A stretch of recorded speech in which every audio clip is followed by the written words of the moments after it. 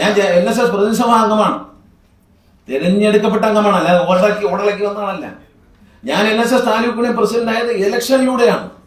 എന്റെ അച്ഛൻ മരിച്ചതിന് ശേഷം എന്നെ താലൂക്ക് യൂണിയൻ പ്രസിഡന്റ് ആകുമ്പോൾ എനിക്കെതിരെ ഇലക്ഷൻ ഉണ്ട്. എന്റെ താലൂക്കിൽ എനിക്കെതിരെ മത്സരിച്ച ആൾക്ക് ലഭിച്ചത് 6 വോട്ടാണ്.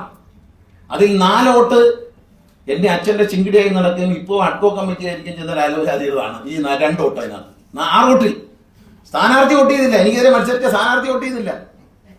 6 വോട്ടിനെതിരെ ഞാൻ ഏതാണ്ട് 200-ലധികം വോട്ടുകളുടെ ഭൂരിപക്ഷത്തിൽ ജയിച്ച് NSS താലൂക്ക് യൂണിയൻ പ്രസിഡന്റാണ്.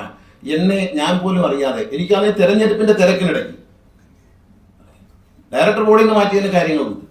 ഒരു ചോദ്യം ഞാൻ ചോദിച്ചു, 2 ചോദ്യങ്ങൾ. ഒന്ന്, എതിർക്കുന്നു എന്ന് പറയുന്ന കലാഞ്ഞൂർ മധുവിന്റെ സഹോദരൻ ബാലഗോപാലിനെ തോൽപ്പിക്കാൻ രഹസ്യമായി കൂടെ നിന്ന ബാലകൃഷ്ണപിള്ളയെയും ഗണേഷ് കുമാറിനെയും തോൽപ്പിക്കാൻ പരസ്യമായി നിലപാടെടുക്കുന്നത് ശരിയാണോ എന്ന് ചോദിച്ചു.